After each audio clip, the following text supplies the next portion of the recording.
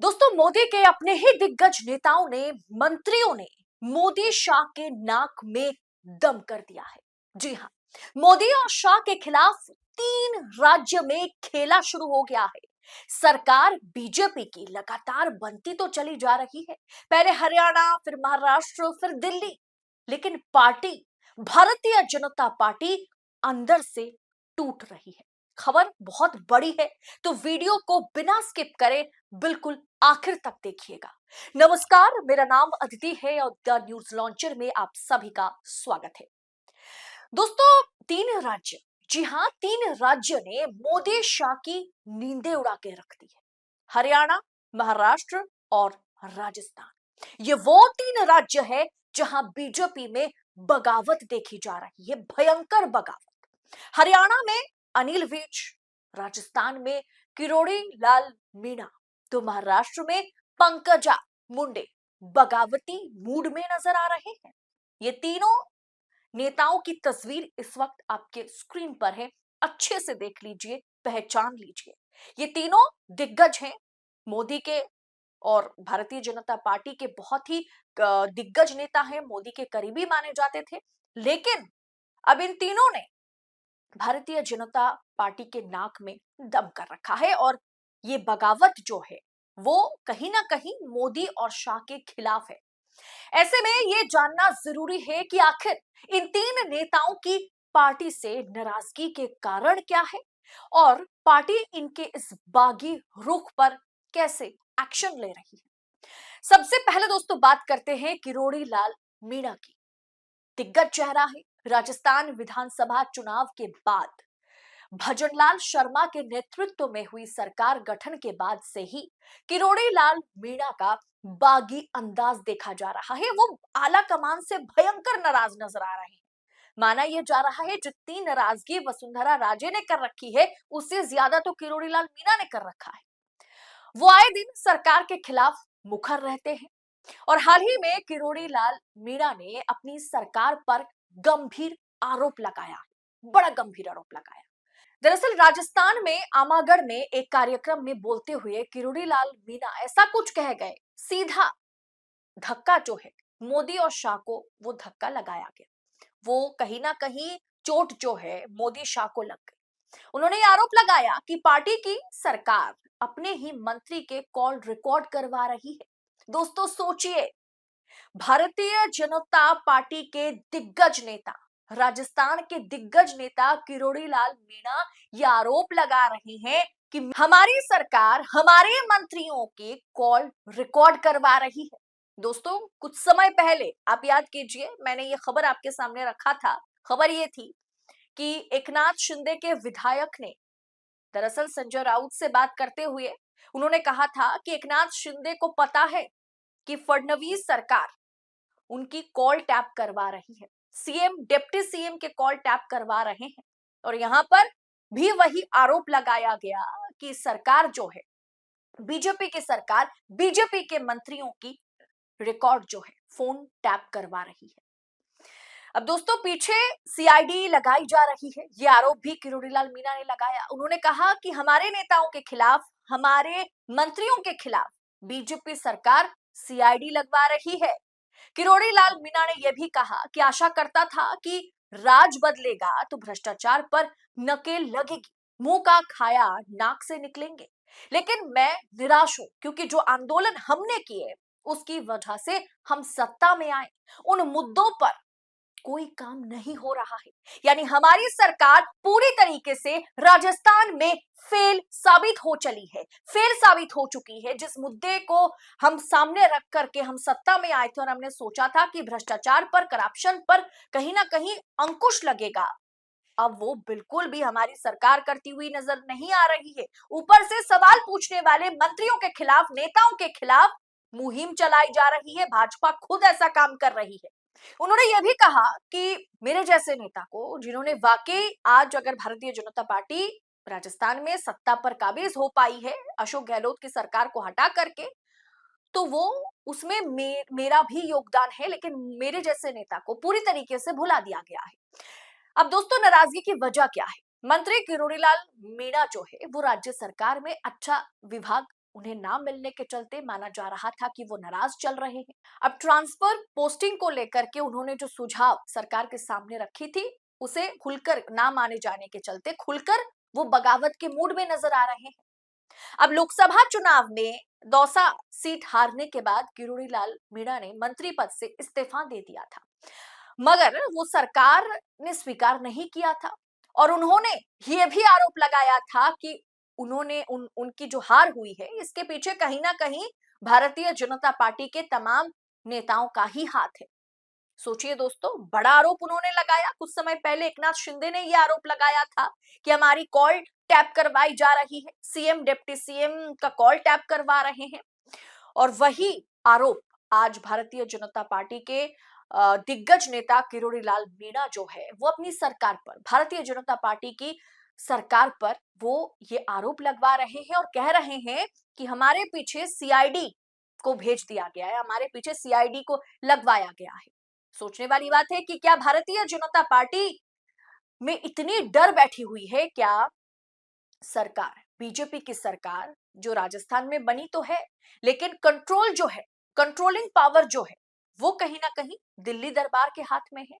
और इसीलिए क्या हर एक बगावती सुर अपना सकते हैं ऐसे नेताओं पर कहीं ना कहीं नजर रखी जा रही है।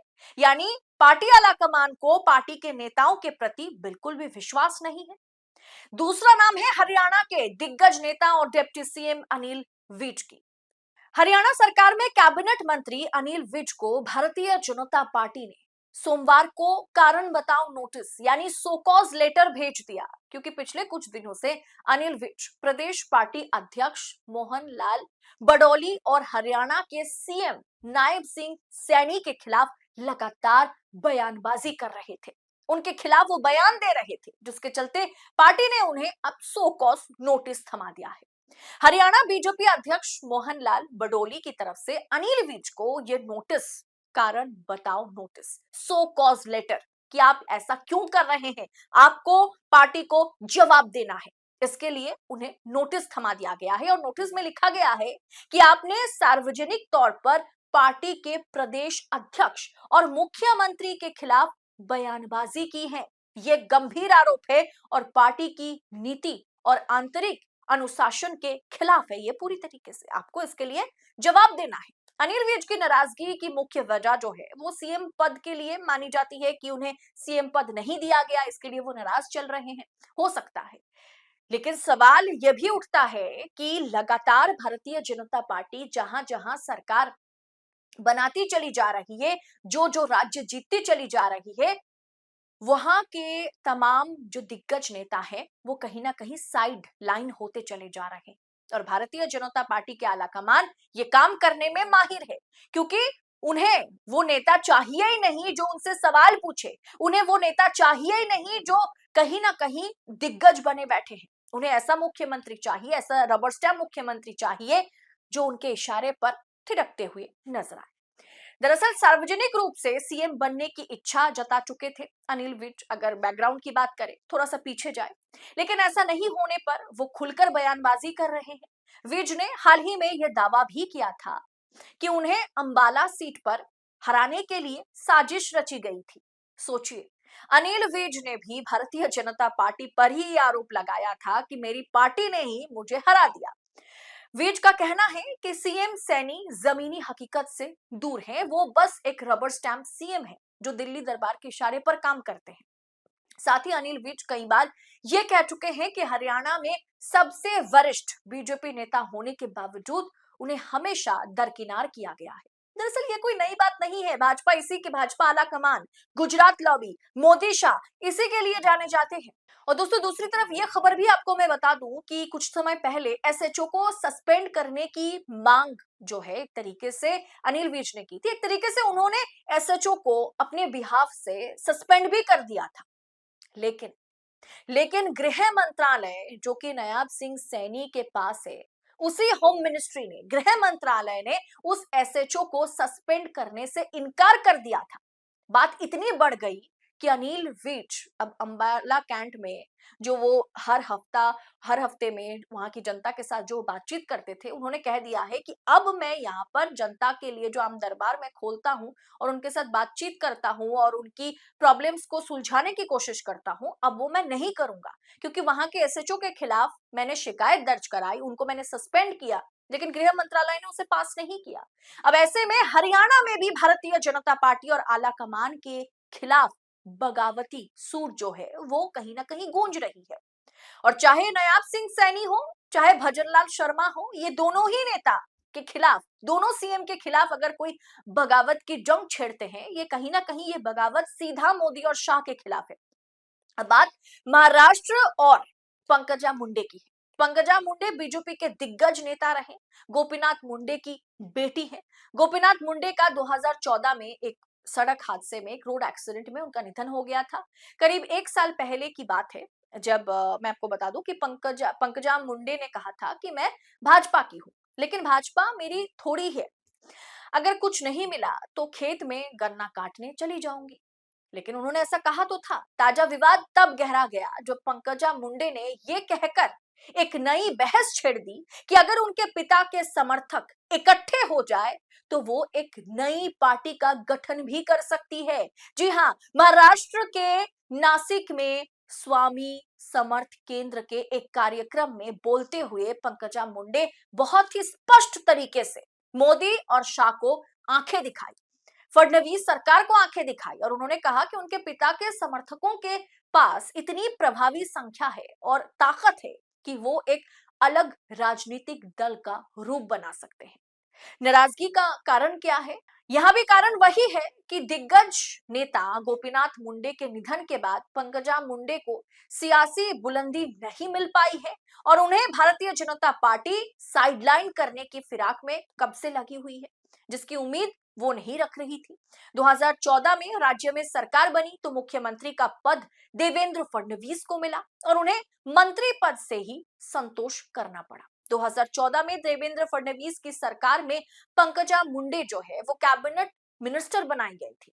उन दौरान उनके ऊपर चक्की घोटाले का आरोप भी लगा था।